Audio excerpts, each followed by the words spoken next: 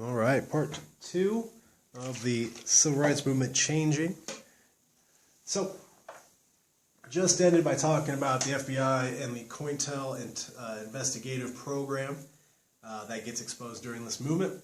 So, next thing we'll talk about is Martin Luther King, the radical. So, what we tend to do with all historical figures is to take them and sanitize them, make them seem more moderate, make them seem non-controversial. Okay, so King is often portrayed as a moderate voice on civil rights, as a moderate in terms of politics and stuff like that, which is not true if you really look at the things he said. So, while he was nonviolent, this image is not entirely accurate. He held and proposed some very radical ideas, and I'll give you some quotes here in a minute. He gave a few very high-profile speeches in the last years of his life that showed his radical side. It showed it unapologetically, and it's going to cost him support, both publicly and privately. By his death, King was losing appeal. The younger members of the civil rights movement saw him as foregone and too old, and the older members thought he was too radical and was reaching out to the young too much.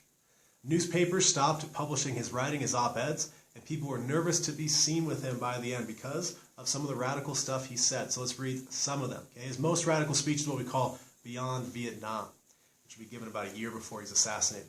So he says, a nation that continues year after year to spend more money on military defense than on programs of social uplift is approaching spiritual death. So he's saying if we spend more on the military, more on killing than we do on uplifting society, then we are killing ourselves spiritually. In this debate, we see a lot in politics between the military budget as we compare it to social spending, like Medicare and Medicaid, or propositions like universal health care, free college, or that sort of thing. Next quote, I can never again raise my voice against the violence of the oppressed in the ghettos without having first spoken clearly to the greatest purveyor of violence in the world today, my own government. So he's saying he can't chastise, he can't judge people in the ghettos for being violent without first speaking out about how our country is the most violent country in the world. We're propagating war during his lifetime. We're at war in Vietnam, bombing all sorts of people in different countries that aren't Vietnam, that are just close to Vietnam. And he says, if I don't first scold the country or chastise the government for committing this types of violence, then how could I, judge other people? Next quote is a long one. He says, but it is not enough for me to stand before you tonight and condemn riots. It would be morally irresponsible for me to do that without at the same time condemning the contingent, intolerable conditions that exist in our society. These conditions are the things that caused individuals to feel that they have no other alternative than to engage in violent rebellions to get attention. And I must say tonight that a riot is the language of the unheard. And what is it that America has failed to hear? It has failed to hear that the promises of freedom and justice have not been met, and it has failed to hear that large segments of white society are more concerned about tranquility in the status quo than about justice and humanity. That's from one of his last speeches, The Other America, in 1968. So again, he's saying that because America at large has not heard that the promises of freedom and justice haven't been met, then a violent rebellion might happen, or riots might happen to get attention to those issues. He's also saying here, which is another famous quote of his, is that you need to beware the moderate who stands for tranquility and the status quo more than they care about justice and humanity.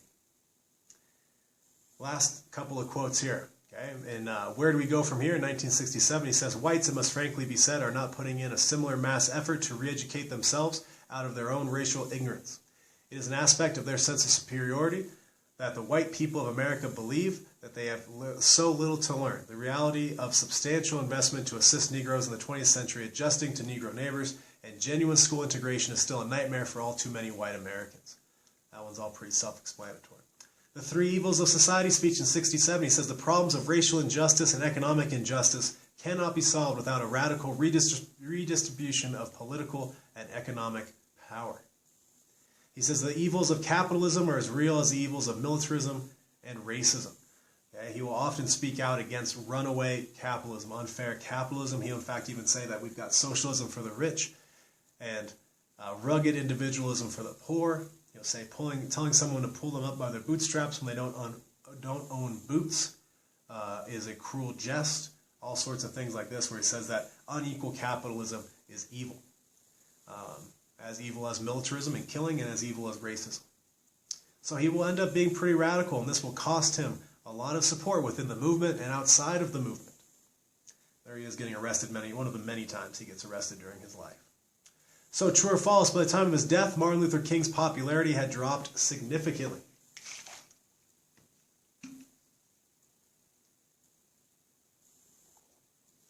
All right, 68 is going to be an insane year in American politics. There will be assassinations, there will be violence at the Democratic National Committee, there will be all sorts of crazy stuff going on. Okay, in 1968, after some of these riots, we got together a group and they called it the Kerner Commission. Now, a much longer name, but this is all you need to know, the Kerner Commission. They issued a report, and then what they were supposed to look into was, why are these riots happening? Why is there racial uneasiness in our country? And they concluded that white racism and white flight were the main causes of urban violence and racial unrest. They said that we're progressing towards two different Americas, a white America and a black America, separate and unequal. It was a quote from the Kerner Commission. Later that year, Martin Luther King will be assassinated in Memphis on April 4th. He was there to lead a black sanitation workers strike, and he was also there organizing the Poor People's Campaign that was going to march on Washington, a multiracial campaign of poor white, black, brown people of America marching to try to talk about how runaway capitalism was not working for them. And he gets assassinated. That same year, Robert Kennedy, JFK, former President JFK's little brother, was assassinated on June 5th, just a couple months later, while he was at a campaign rally. He was running for president, and he was seen as the most racially progressive candidate that year, although his record as Attorney General and helping enable the FBI investigating Martin Luther King and all that sort of stuff wasn't particularly great. But he will get assassinated as well. The Civil Rights Act of 1968 will get passed, which will be the last sort of big Civil Rights Act of this sort of movement time period, which was supposed to help prohibit racial discrimination in housing. So, there's King, January 5th of 29 to April 4th of 68. He was assassinated while on the balcony of the motel he was staying at. Eventually, they did get the assassin. So, Martin Luther King Jr., who led the Southern Christian Leadership Conference, thought the best method for social change was what? Was it A, violent revolution, B, legal challenge, C, nonviolent civil disobedience, or D, foreign intervention? And then there is Robert Kennedy dying, RFK dead. It shows right there. He did get better on civil rights stuff as he campaigned, and including very big moments where he met with Cesar Chavez, who we'll learn a lot more about with the Latino movement, and his support for more civil rights legislation, but he was shot by a person by the name of Sirhan Sirhan. So, what happens after King? Does the movement end? No, it does not. The civil rights movement did not die with Martin Luther King Jr., but it has changed. Different leaders and different groups have risen and fallen in the 49 years. Sorry, it's more than that now since King got killed. Now it's 52. I need to update that slide. Since King was killed in Memphis. But the problems still face people of color in America. There's massive disparities in wealth, income, education, lifespan, quality of life, incarceration, and access to the American dream that still persist. Much of this work was done during the 50s and 60s on integration, voting rights, and federal recognition, but a lot of work still needs to get done. Our country is still very much divided along racial and class lines, and lots of work needs to be done, lots of resources committed if we're going to solve this issue.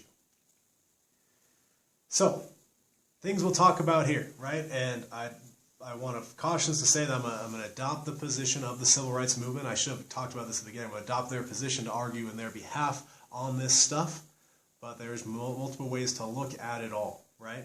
But things that still could be fixed, right? I talked to you earlier about school segregation still being an issue.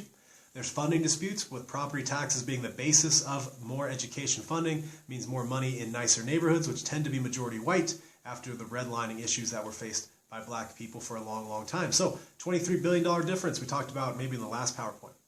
The neighborhood schools and zoning restrictions that help keep schools separate sometimes are used to reinforce segregation. Private and charter schools were expressly created in Virginia to allow for segregation to continue. And affirmative action. Affirmative action is a very, very controversial program, so I'll talk about it here a little bit. It was adopted in the 60s and 70s by schools, companies, by schools I mean colleges, right, and major companies and corporations, by the government, to try to address the fact that black and brown people and women, white women included, had been held out of colleges, had been held out of higher level jobs, had been held out of certain industries. So what affirmative action mandated is that you admit more people of color or more women into your colleges, or you hire more women, or you hire more people of color for your businesses and that sort of a thing. Very controversial. It is still around today. Diversity is something that colleges value, but what they cannot do is set a limit, set a number, and say, well, this year we're gonna add 500 black kids and 500 Mexican kids and 500 white women and 1,000 white men, or whatever. They can't have numbers. Numbers have been found to be unconstitutional. So this is still stuff that people fight over right here. Here's a map, right? Only 8% of black students in the state of California are in majority white schools, right? And California is supposed to be super liberal, right? 13% of black kids in New York are in majority white schools. New York's supposed to be super liberal, right? Here on the right here, 60 years after U.S. courts ordered schools desegregate, non-white students are still more likely to attend a public school with a predominantly minority student body, meaning white kids are 70. They're going to go to a school that's majority white. Black kids are going to go to schools that are majority black, etc., etc. And this is all done through a variety of different ways. All right.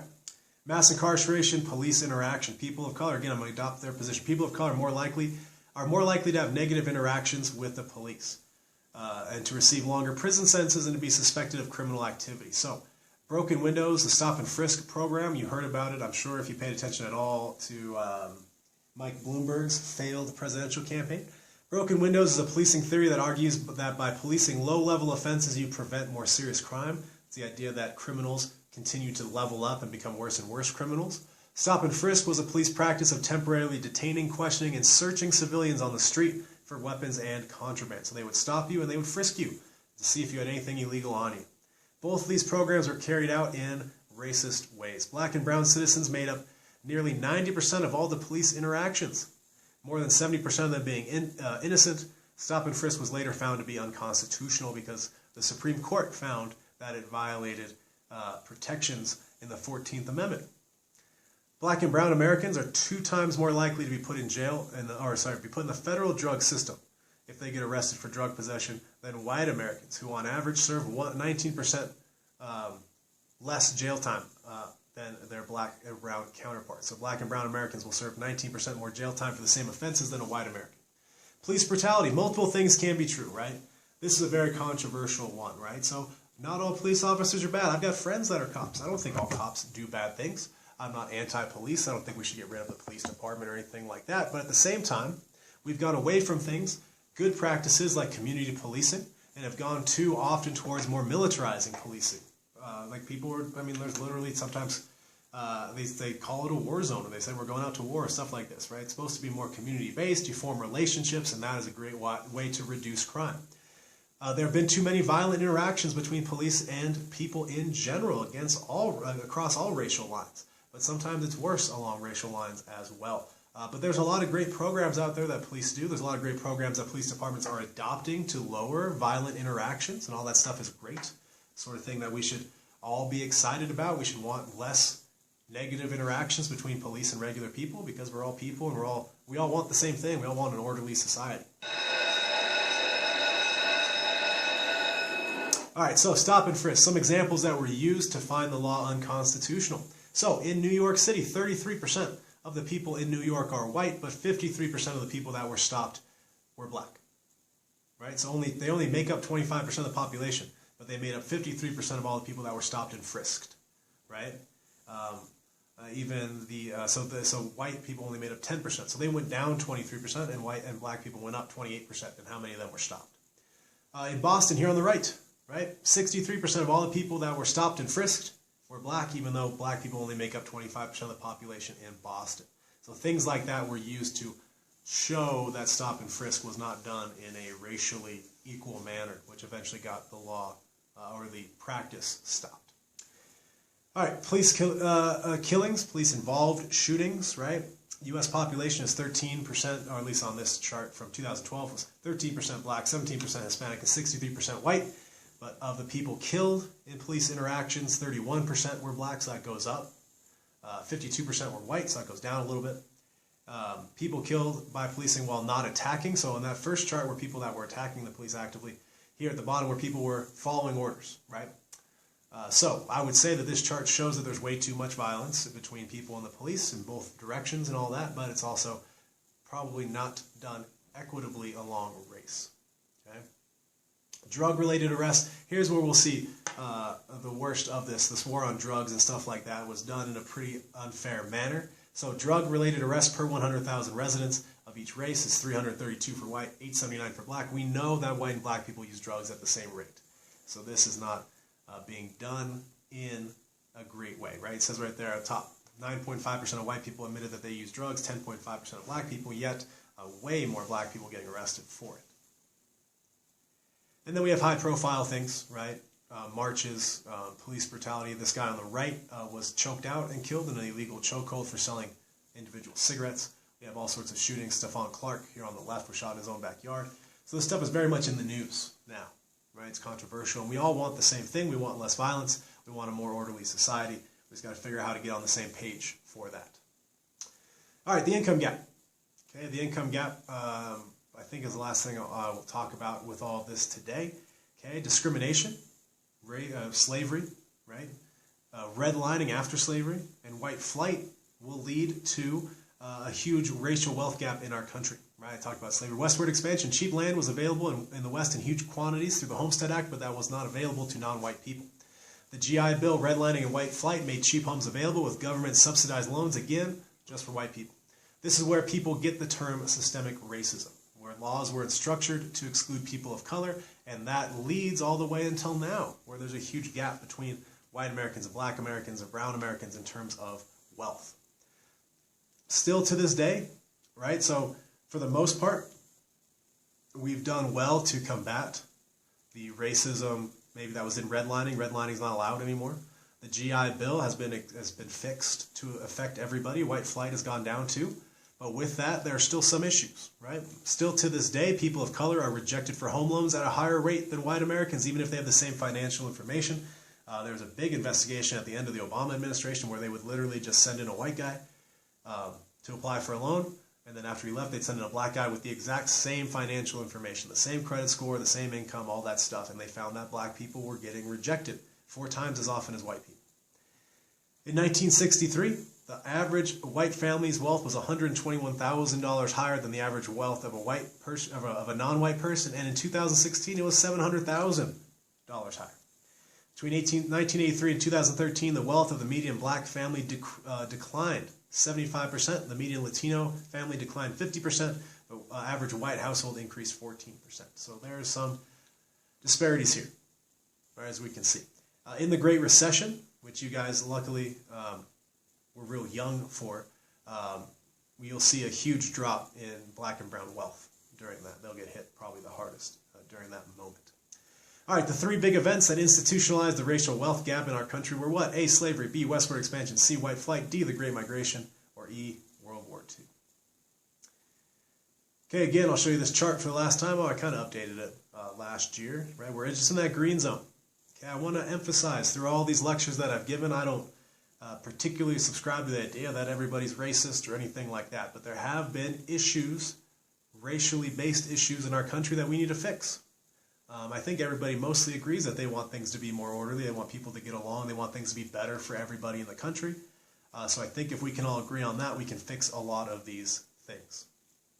And that gives me some hope. Some great books to read on this: The Color of Law, Evicted, which is not strictly racially based or anything like that. It talks about the crisis in America based on evictions of all types of different poor people, and The New Jim Crow, which talks about mass incarceration in the age of color blindness. I'd recommend all of those things. All right, I'll be back with the Latino Civil Rights Movement.